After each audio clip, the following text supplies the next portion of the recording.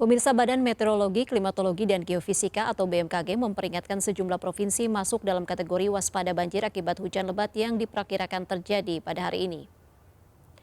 Ya, dalam perakiran cuaca berbasis dampak yang berlaku sampai Sabtu besok 30 Oktober 2021, BMKG mengingatkan provinsi yang masuk dalam kategori waspada banjir dan bandang adalah Aceh, Sumatera Utara, Bengkulu, Sumatera Selatan, Lampung, Banten, DKI Jakarta, Jawa Barat, Jawa Tengah, dan Jawa Timur. Potensi banjir di beberapa wilayah di Indonesia itu muncul seiring dengan kemungkinan hujan lebat disertai angin yang diperkirakan BMKG terjadi di sejumlah provinsi.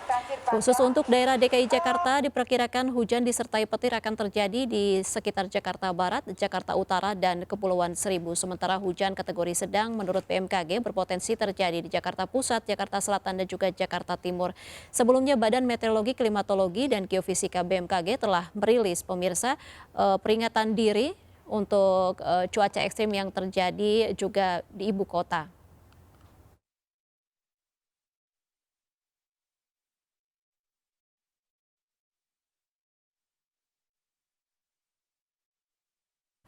Sementara itu pemirsa Badan Meteorologi, Klimatologi, dan Geofisika meminta warga mewaspadai cuaca ekstrim yang berpotensi menimbulkan bencana hidrometeorologi. Hal tersebut terjadi akibat fenomena La Nina yang akan berlangsung di akhir tahun. Berikut pernyataan Kepala BMKG Dwi Korita Karnawati. Sekarang sudah mulai masuk, masih lemah, akan semakin menguat menjadi moderat. Ini diperkirakan di akhir tahun ya, November Desember lah ya, dan semakin meningkat. Puncaknya bersamaan dengan puncak musim hujan itu di Januari Februari di wilayah Indonesia. Jadi perlu kewaspadaan adanya potensi bencana banjir longsor ya, banjir longsor, banjir bandang ini. Untuk Oktober ini hampir semua kecuali Sumatera, kecuali sebagian dari Sumatera, tapi hampir merata.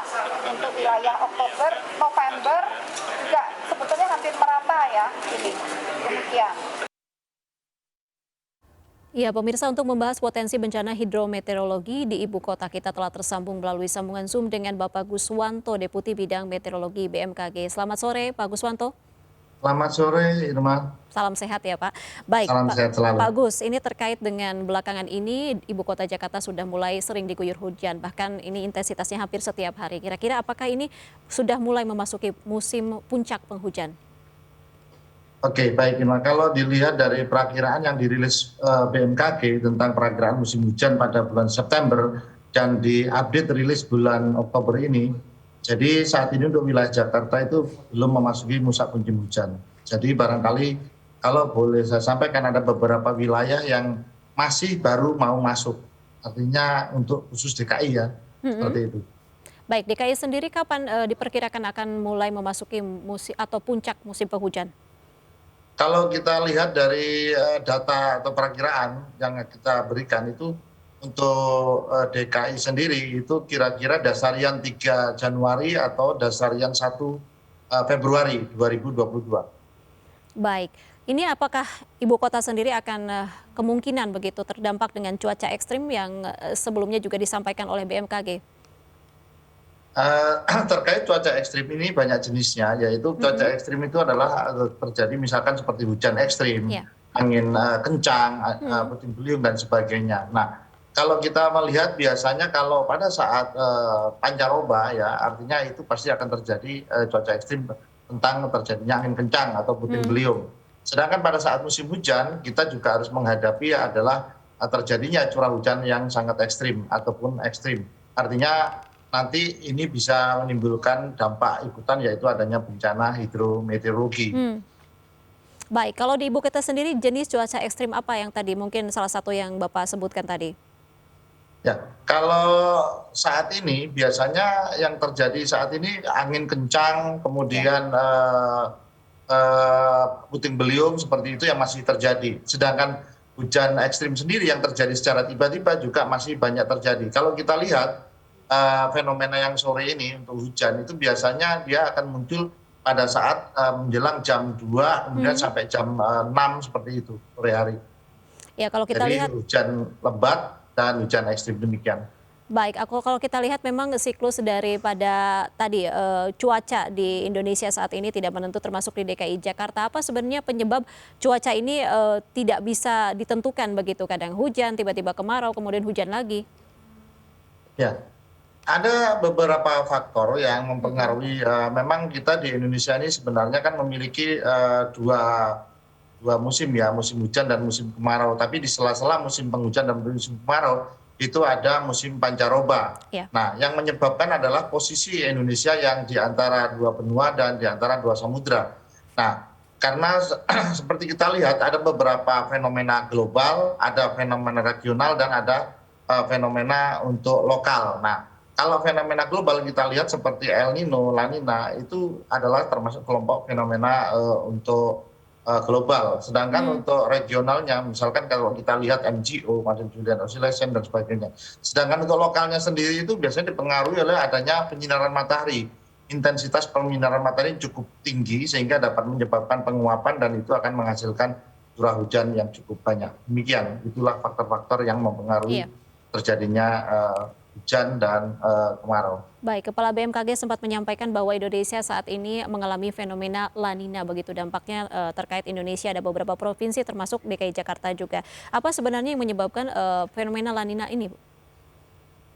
La Nina ini sebenarnya disebabkan oleh adanya peristiwa penyimpangan perilaku Samudra Pasifik, yaitu dia di bagian tengah itu terlalu dingin sehingga ada perbedaan suhu muka air laut. Ya, kalau kita lihat saat ini indeksnya adalah minus, kalau waktu di dasarian 1 Oktober itu minus 0,64, saat ini sudah memasuki minus 0,8 sekian, kira-kira hampir minus 0,9. Dan ini dalam skala lemah moderate ya. Artinya dengan adanya La Nina ini adalah skala global, peristiwa global ya. Dampak yang nanti akan diikuti adalah meningkatnya curah hujan di beberapa wilayah di Indonesia. Namun kalau kita lihat kembali, lebih detail kembali, bahwa terjadinya penambahan curah hujan itu tidak sama di masing-masing daerah. Dan itu sangat tergantung daripada posisi geografisnya. Baik, baik, Pak Agus. Sebelumnya memang siklus La Nina juga sudah dialami oleh Indonesia. Kalau tidak salah pada tahun 2020. Apakah sebenarnya siklus La Nina ini bisa diprediksi? Siklus La Nina ini sebenarnya bisa diprediksi ya. Artinya diprediksi dengan indikator tadi adanya suhu muka laut ya. Nah, suhu muka laut kalau dia bernilai positif, dia maka El Nino. Kalau dia bersifat negatif, nanti dia akan menjadi La Nina, tergantung nanti skalanya kuat atau lemah. Seperti saat ini kita sedang memprediksi bahwa wilayah Indonesia untuk musim hujan tahun ini itu dipengaruhi oleh La Nina. La Ninanya kita lihat tadi saya sampaikan bahwa sekitar minus 0,89 atau sekitar minus 0,9, yang artinya ini dari lemah menuju moderate, artinya akan terjadi peningkatan.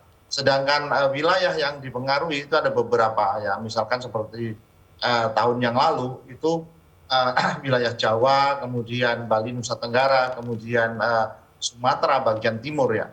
Kalau kita lihat juga perbandingan indeks La Ninanya sendiri, indeks ENSO-nya itu kalau kita lihat, kalau tahun lalu bulan Oktober ini sudah minus 1,2, nah, saat ini baru minus 0,9, jadi lebih rendah.